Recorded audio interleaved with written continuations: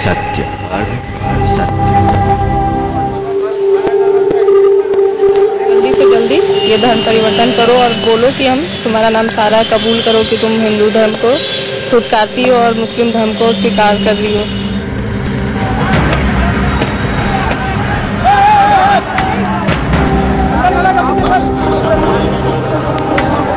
मजहब बदलने के लिए कहा था, दबाव डाला था, जोर डाला था? बिल्कुल नहीं। नमस्कार, मैं राणा यशवंत इंडिया न्यूज पर आपका अर्ध सत्य में स्वागत करता हूं। इस देश में एक बड़ा बवाल चल रहा है और उसको नाम दिया गया है लव जिहाद। प्रेम में मजहबी साजिश या किसी मजहबी साजिश का शिकार प्रेम। मेरे साथ तारा शाहदेव खड़ी हैं और मैं अभी रांची में हूं। तारा का आरोप है कि उनके पति रणजीत सिंह कोहली दरअसल रकीबुल हसन हैं। तारा की शादी हुई लेकिन बाद में उन पर निकाह के लिए दबाव डाला गया। तारा शाहदेव इस देश की नामी गिरामी शूटर हैं लेकिन बाद में उनको सारा बनाने की कोशिश की गई। तारा के कई सवाल हैं, कई आरोप हैं और इन सवालों आरोपों की जांच के लिए मैं आज रांची में हूं, तारा के घर पर। यहाँ से एक सिलसिले की शुरुआत होगी अर्ध सत्य में और हम उन तमाम सवालों और तमाम आरोपों की जांच करेंगे कि रणजीत सिंह कोहली का सच आखिर है क्या।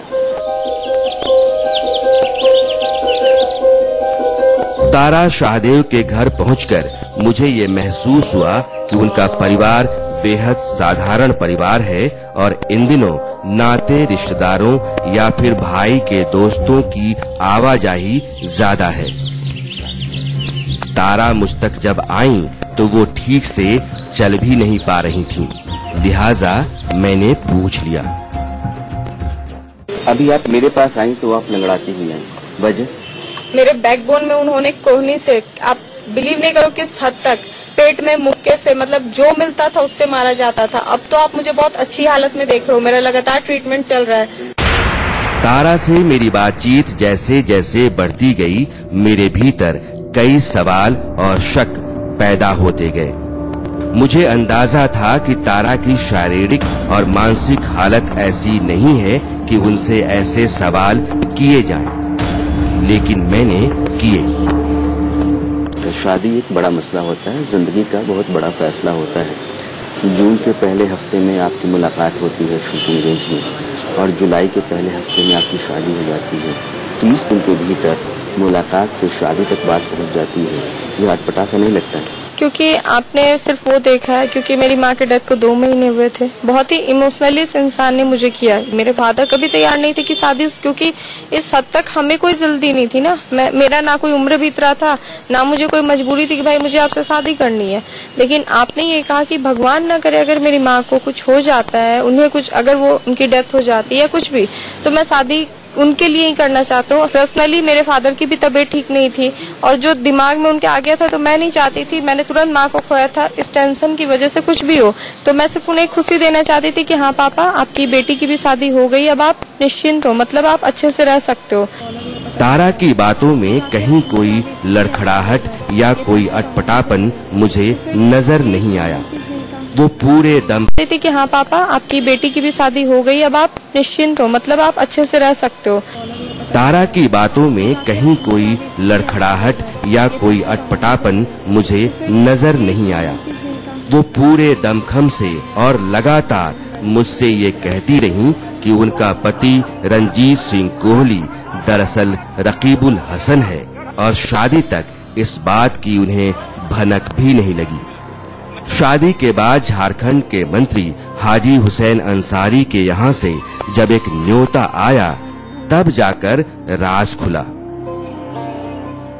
इनके यहाँ इफ्तार पार्टी था हाजी हुसैन अंसारी साहब के यहाँ, तो 16 तारीख को एक कार्ड आई। तो गेट क्योंकि मैंने खोला था तो उस इंसान ने कार्ड दिया जिसमें लिखा था रकीबुल खान साहब। तो मैंने उन्हें कहा कि मुझे यहाँ पे इस नाम के कोई नहीं रहते।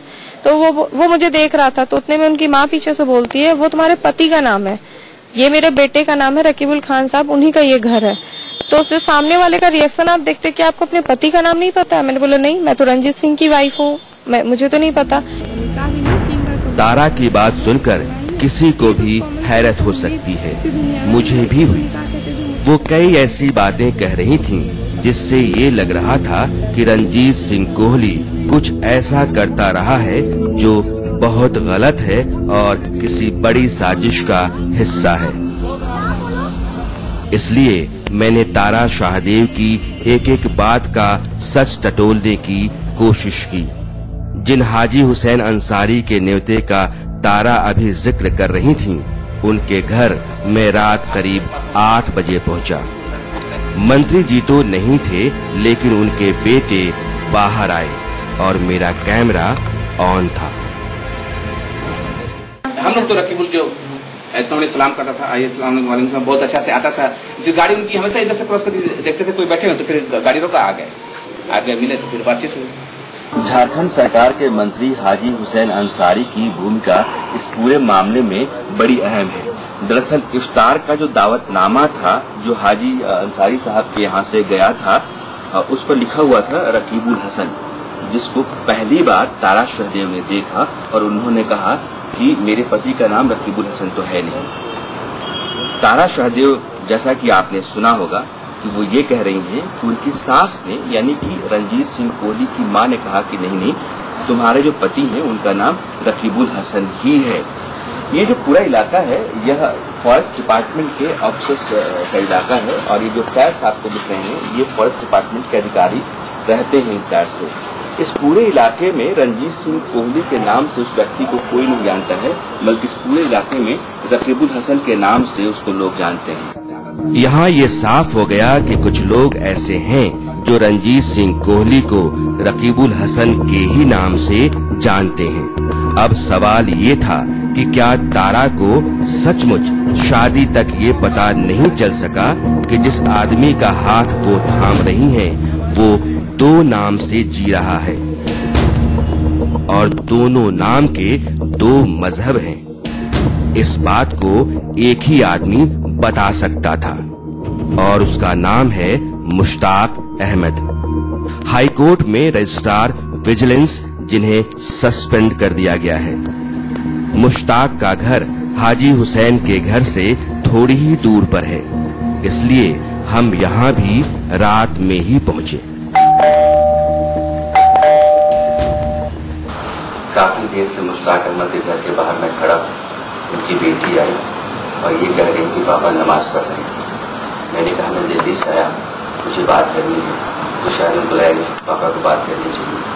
वो अंदर गई, उन्होंने बताया, उसके बाद दरवाजा बंद कर दिया। अंदर से कोई जवाब नहीं। मुश्ताक अहमद को किसी ने भी देखा नहीं। मुश्ताक अहमद ने कोई बात कही नहीं।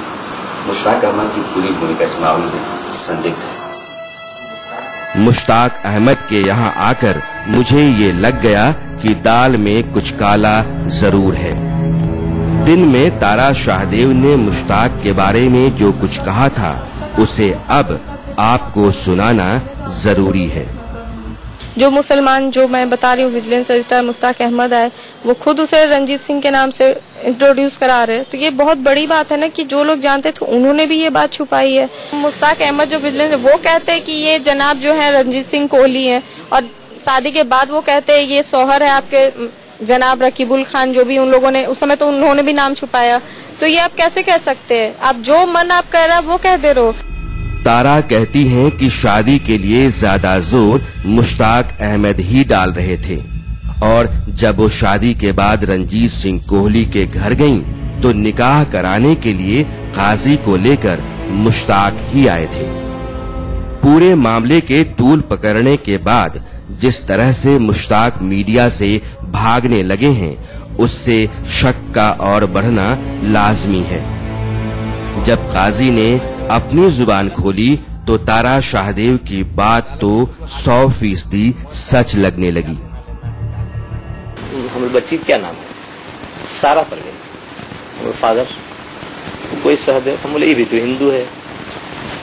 आप लोग क्या कर रहे हैं? मुझे समझ में नहीं आ रही ये जगह क्या इस तरह से। तो मैं एकदम रजिस्टर मोड़ दिया। मैं बोले नहीं, बोले कागज आप लोग दोनों का मुझे चाहिए। बोला कि मैं दे दूंगा। जो इन लोगों ने जबरन निकाह किया उसमें मेरे पापा भैया को पता भी नहीं था, और मैं बताना चाहती थी तो उसने ये तक ब्लैकमेल करके रखा था कि अगर करोगी तो मार दी जाओगी या पापा भैया को मार दिया जाएगा। पहले दिन से ये एहसास और इस डर के साथ। तारा शाहदेव को सारा बनाने और शादी के बाद निकाह करने की बात मुझे लगता है कि अब आपको भी साफ हो गई होगी। जिस घर में शादी के बाद तारा को लेकर रंजीत सिंह कोहली गया, उस घर के बारे में भी तारा बहुत कुछ कह रही थी। 3-3 4-4 फोन लेके आप हर टाइम रूम लॉक करके बात करते हो, हर टाइम, और आपकी इतनी हिम्मत नहीं, उनकी माँ आपको उस रूम के आसपास जाने नहीं देगी। एक रूम था जिसमें कभी नहीं जाना था, वो हमेशा इन लोगों, क्योंकि वो कहता था सब कुछ मेरा वहाँ है। 3 रूम होते, 3 बेडरूम था, एक हमारा बेडरूम था, एक इनकी माँ का था, एक वो रूम था। उस रूम में कम से कम 4-5 लॉकर, 3-4 लॉकर थे, वो हमेशा एनी टाइम वो लॉक्ड रहता था। ठीक है। तारा की बात से मुझे रंजीत सिंह कोहली बहुत ही संदेहास्पद आदमी लगने लगा। अगर मोटी समझ भी लगाई जाए तो 2 चीजें सामने आती हैं। एक तो ये कि रंजीत बहुत सारे लोगों के संपर्क में हर वक्त रहा करता था, और दूसरा ये कि वो हवाला या फिर इसी तरह के ब्लैक मनी के किसी काले धंधे में भी शामिल था।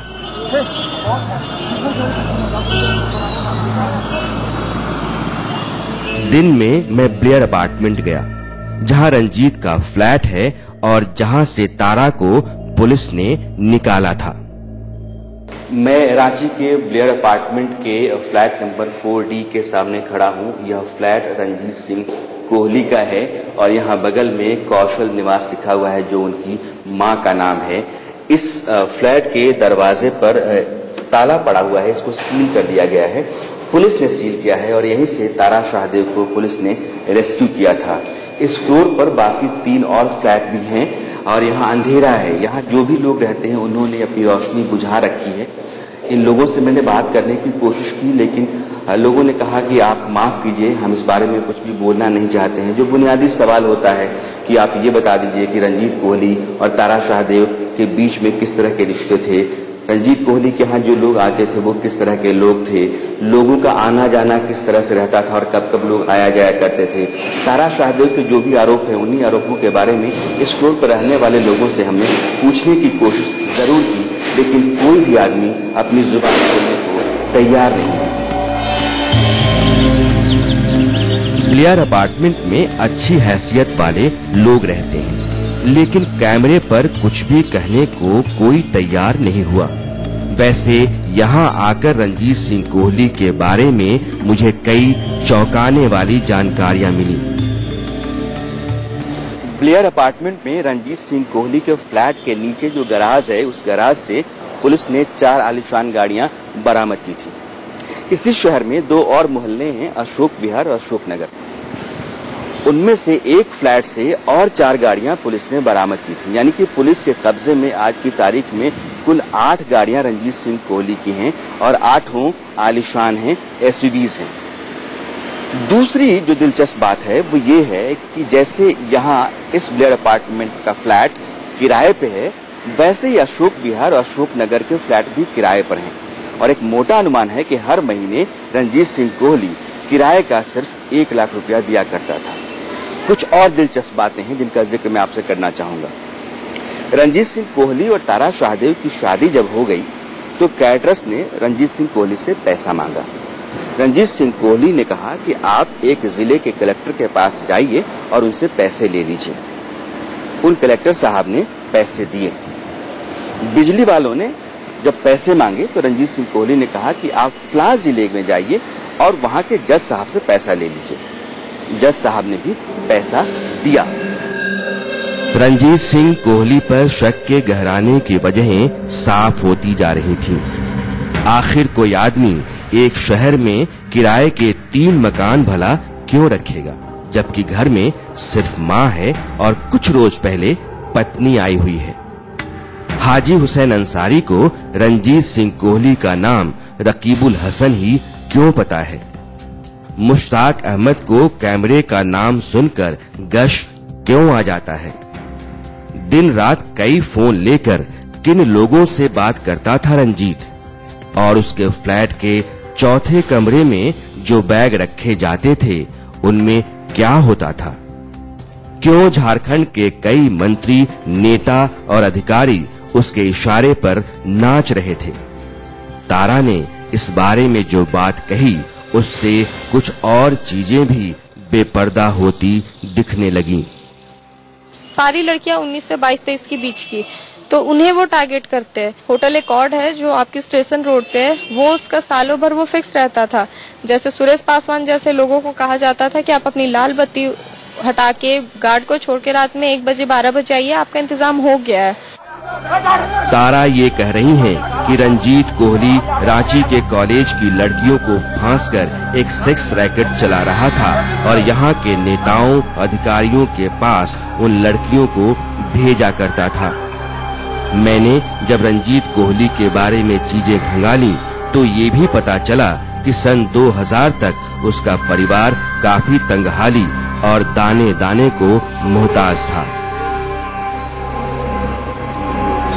देश के बाकी शहरों की तरह रांची भी चलता फिरता अपनी जिम्मेदारियां ढोता शहर है। इस शहर के कोने कोने में आज जिस सवाल की चर्चा है वह सवाल देश के बाकी हिस्सों में भी शिद्दत से महसूस किया जा रहा है। वो ये कि क्या रंजीत सिंह कोहली प्रेम की आड़ में किसी बड़ी मजहबी साजिश का कोई बड़ा किरदार है? इस सवाल पर कुछ और तहकीकात ब्रेक के बाद। सत्य अर्ध सत्य में आज हम रंजीत सिंह कोहली के उस सच तक पहुंचने की कोशिश कर रहे हैं जिसके बगैर उसको पहचानना मुश्किल है। सबसे बड़ा सवाल ये है कि क्या रंजीत सिंह कोहली तारा शाहदेव का जबरन धर्म परिवर्तन कर रहा था? क्या इसी के लिए उसने तारा को जानवरों की तरह मारा पीटा? और क्या वो शादी की आड़ में धर्म परिवर्तन की किसी बड़ी और नापाक साजिश का हिस्सा है? तारा कहती हैं कि हाँ। सारी वो हिंदू लड़की थी, उसके सामने भी ये इंसान रंजीत सिंह कह के इंट्रोड्यूस हो रहा था। तो ये तो साफ पता चल रहा है ना कि वो मुझे जब मारता था तो ये बात कहता था, ना तुम पहली हो ना तुम आखिरी हो, जितनी गई और कितनी आई मैं खुद गिनती नहीं पता। कुछ लोग कहते हैं कि रंजीत कोहली 2007 में इस्लाम की तरफ आया और उसके बाद ही उसकी जिंदगी बदलने लगी। लिहाजा मैंने रंजीत सिंह की गुजरी जिंदगी को खंगालना शुरू किया। माँ उसकी काम करती थी घरों में खाना बनाने का, और वो भी कभी किसी कैमरामैन लाइटमैन बन गया या कभी किसी दुकान में काम कर लिया। 98 के आसपास उसके पिता के 96-98 के आसपास उसके पिता के बकाया पैसे उन्होंने बताया कि मिल गए हैं।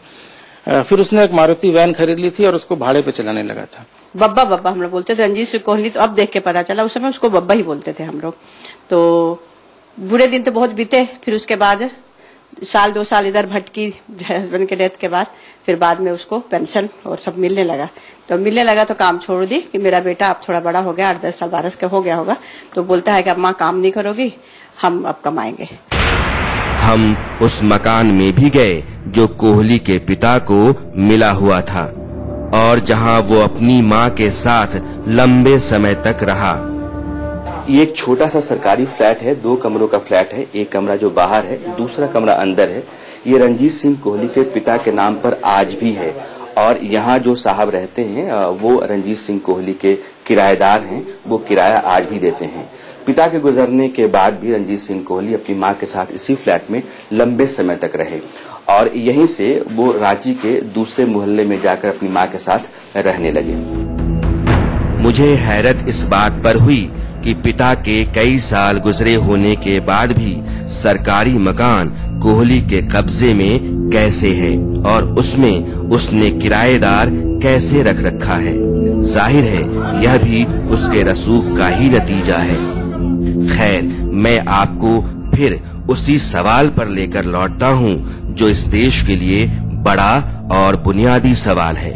वो ये कि क्या हिंदुस्तान में प्रेम की आड़ में धर्म परिवर्तन का कोई बड़ा गोरख धंधा चल रहा है? क्या इस तरह के धंधे में लगे लोगों को कहीं से मोटी फंडिंग हो रही है? और क्या रंजीत सिंह कोहली इस बड़े खेल का महज एक किरदार भर है। इस छोटे से मकान में एक आदमी अपनी माँ के साथ जिंदगी की गाड़ी खींचता रहा, रोजी रोटी के लिए जुगत जुगाड़ करता रहा और आज वही आदमी इस शहर के मालदार और असुखदार लोगों में गिना जाता है। रंजीत सिंह कोहली की चर्चा इसलिए नहीं है, बल्कि इसलिए है कि इस हैसियत को हासिल करने के लिए कहीं उसने वो रास्ता तो अख्तियार नहीं किया जिसकी ओर इशारा तारा शाहदेव कर रही है। कहने का मतलब ये है कि प्रेम की आड़ में किसी मजहबी मकसद का जरिया तो नहीं बन गया था रंजीत सिंह कोहली। जांच जारी है, सच के सामने आने की उम्मीद है। अर्ध सत्य में आज इतना ही। अगले हफ्ते किसी बड़े सच के साथ, किसी बड़े सवाल के साथ मैं आपसे फिर मिलूंगा, इसी जगह इसी वक्त। तब तक के लिए नमस्कार।